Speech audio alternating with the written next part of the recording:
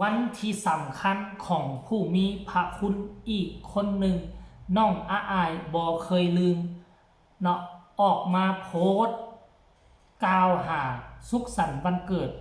ในวันที่สำคัญของคนคนนี้ทักทายสบายดี FC แฟนคลับของอาอายสกุลนพรลูกสาวของบอสนกพงศกรออกมาพบมาพ่อกันคลิปนี้เป็นเรื่องราวที่น่าประทับใจเนาะศิลปินโตน้อยแห่งวงการหมอลำไทยนั่นก็คือน้องอาอายสกุลนพรลูกสาวของบอสนกพงศกรนั่นเองก่อนหน้านี้เพิ่นก็บ่เคยลืมบุญคุณของบอสนุวันเกิดที่ผ่านมานี่และบ่คิดบ่ฝันว่าผ่านมาประมาณอาทิตย์2อาทิตย์จะเป็นวันเกิดของบุคคลที่สำคัญที่สุดอีกคนหนึ่งก็ว่าได้คันถ้าบ่มีคนคนนี้น้องอาอายกับบ่มีรถบ้านให้นอนพอนกพงศกรกับบ่มีรถบ้านคันใหม่ซึ่งเป็นแม่ฮักเป็น FC แฟนคลับที่ฮักบอสนกพงศกรมาเหนียวแน่นตั้งแต่น้องยังตั้งแต่บอสนกยังบ่ทันตั้งวงจนมาตั้งวงก็เป็นกำลังหลักที่ซัพพอร์ตวงเสียงวิหกจนบอสนกมีลูกสาวที่ชื่อว่าอาอายทางคนคนนี้ก็ได้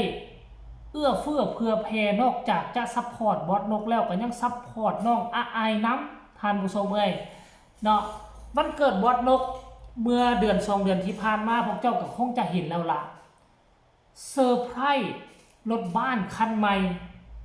จึงเฮ็ดให้น้องอาอายมีรถบ้านอยู่มีรถบ้านนอนทุกมื้อนี้ก็เพราะคนคนนี้นี่แหละท่านผู้ชมหลายคนก็คงจะฮู้ชื่อเสียงเฮียงนามของเพิ่นแล้วล่ะเนาะเดี๋ยวค่อยสิอ่านสู่ฟังกันแล้วกันเด้อเพิ่นท่านเจ้าโตได้ออกมาโพสต์แล้วว่า24มีนาก็คือมื้อนี้แหละคือวันที่แม่เจ็บปวดขอบคุณแม่และพ่อที่ให้ลูกได้มีชีวิตบนโลกใบนี้ผ่านมา70ปีเต็มคิดถึงพ่อแม่ที่สุดป้าเพิ่นอายุ70แล้วบอกตอนมาหาบอสนกพงศกรตอนมามอบรถบ้านคันนั้นให้คือว่าหน้าตาคือบ่ฮอด70น่ะค่อยเบิ่งก็คิดว่า50ปลายซั่นดอกโอ้เพิ่นได้60 70แล้วเนาะหลังจากนั้นอาอายก็ได้มาแชร์โพสต์นี่แหละและพร้อมเขียนว่า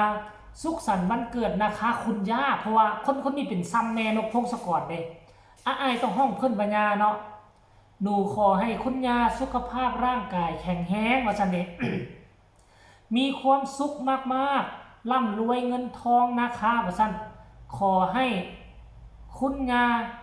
ปราศจากโรคภัยไข้เจ็บปรารถนาสิ่งใดขอให้สมดังปรารถนารักนะคะอันนี้คือแนวคิดเล็กน้อยอายุ13ปีหลายสิ่งหลายอย่างที่น้องอาอายมีที่น้องอาอายได้กับส่วนหนึ่งก็มาจากญาฮักคนนี้แหละ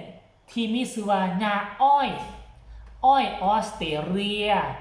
บิลสตาร์ว่าซั่นเด้เป็นแม่ฮักที่เหนียวแน่นค่ำวงเสียงวิหกเป็นกำลังเขาเอิ้นว่ามันมีกองหน้าแล้วก็กองหลังนี่กองหน้าก็จะเป็นบอสนกพงศกรกับบอสโนอาอายก็จะมีหลังบ้านก็มีกองหลังกำแพงกองหลังที่แข็งแกร่งนั่นก็คือฐาน FC แฟนคลับและก็ถือว่า FC แฟนคลับนัมเบอร์1นัมเบอร์1ก็ต้องมอบให้นี่ญาอ้อยนี่แหละท่านผู้ชมเต็งหนึ่งเลยที่สามารถซัพพอร์ตดูแลศิลปินในวงเสียงวิหกโดยเฉพาะบอสนกพงศกรบอสโนแล้วกับน้องอาอายนั่นเองเนาะท่านผู้ชมเพราะฉะนั้นแล้วหน่วยเพิ่นอายุ70ปีก็ขอให้เพิ่นอยู่นานๆเนาะให้ฮอด90ปีอยู่ค่ำวงเสียงวิหกอยู่ค่ำน้องอาอายเนาะอยู่จนให้น้องอาอายใหญ่เป็นสาวละมีชื่อเสียงกระแสโด่งดังหลายกว่าทุกมือนี่ก่อนซะเนาะแม่อ้อยเอ้ยหลังจากน้องอาอายแชร์โพสต์นี้ไป FC แฟนคลับก็เข้ามาให้กำลังอกกำลังใจมาแสดงคำคิดคำเห็นโอ้ยดูไหมเดี๋ยวจะไปอ่านสู่ฟังกันเด้อคอมเมนต์นี้เพิ่นบอกว่าอยู่เย็นเป็นสุขจ้าว่าสั้นผู้นี้บอกว่าสุขสันต์วันเกิดนะคะแม่อ้อยขอให้แม่อ้อยสุขภาพร่างกายแข็งแรงโอ้ย สุขสันต์วันเกิดเด้อค่ะยาอ้อยแฮปปี้เบิร์ธเดย์นะครับแม่ว่าซันเดย์อันนี้อาต้งบ่ขอสุขภาพแข็งแรงนะครับว่าซันคนนี้ก็บอกว่ามีความสุขมากๆสุขภาพห่างกายแข็งแรงนะแม่อ้อยว่าซันเดย์คนนี้ก็บอกว่าขอให้แม่อ้อยออสเตรเลียมีความสุขภาพห่างกายแข็งแรงว่าซันสุขสันต์วันเกิด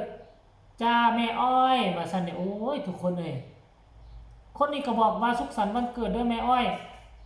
ให้แม่อ้อยสุขภาพร่างกายแข็งแรงนี่ส่วนใหญ่ก็อวยพรไปในทางเดียวกันเบิดสุผู้สุคนเดียวนี่นะท่านผู้ชมสามารถค้ำวงเสียงดีฮกอยู่ได้อีหลีได้คือวันเกิดบอสนกพงศกรหรือว่าปิดฤดูกาลเปิดฤดูกาลนี่มาไล่ของบอสนกพงศกรนี่มาไล่ล้านขึ้นไปเด้มาไล่ล้านขึ้นไปในหัวพวกเจ้าวันเกิดกับฟาดไปกันเกือบล้านปิดฤดูกาลเปิดฤดูกาลกันไล่เป็นล้านพอดมาไล่น่ะล้านคะแนนไผจะไปคิดว่ากำลังของคนเดียวให้กันได้ขนาดนี้ได้ทุกคนเลยขนาดเฉพาะรถบ้านเนี่ยนะเจ้ารถบ้านเนี่ยเท่าไหร่มูลค่ามัน2-3 ล้านหมดรถบ้านนะคือเพิ่นให้ได้เพราะว่าเพิ่นได้ฮักเพิ่นได้หอมเพิ่นได้แพงแล้วท่านผู้ชมอันนี้เพิ่นอยู่ทั้งออสเตรเลียเนาะโอ้ยอยากให้อายมี FC แฟนคลับแบบนี้นี่นะจัก4หน้า5คนดีเนาะท่านผู้ชมคงจะเป็นการดีเนาะคงจะเป็นการดี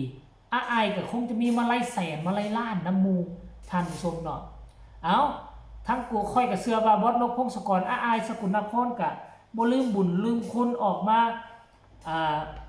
แสดงให้เห็นว่าฮัก FC แฟนคลับฮักคนนี้บ่ปัจจุบันเนี่ยคันสิว่าเป็น FC แฟนคลับกับแมนก็ถือว่าบ่แม่น FC แฟนคลับละถือว่าเป็นแม่บอสนกพงศกรเป็นญาของอายไปแล้วทั้งบอสนกบอสนูน้องอายนี่บ่ได้คิดว่าคนนี้เป็น FC เลยเป็นญาเป็นคนในครอบครัวเสียงดีฮกไปแล้วท่านผู้ชมเนาะอันนี้คือเรื่องราวที่มันเกิดขึ้นเศร้ามื้อนี้อายจะเศร้าซ้ำใดก็บ่ลืมตื่นขึ้นมาน่าจะเป็นก้อนหมู่สว่าอยู่ในวงเสียงดีฮกออกมาเคลื่อนไหวเนาะอาจจะบ่มีอีหยังมากมายที่ตอบบุญแทนคุณญาอ้อยแต่ก็มีแต่คำอวยพรดีๆเนาะอวยพรด้วยวาจา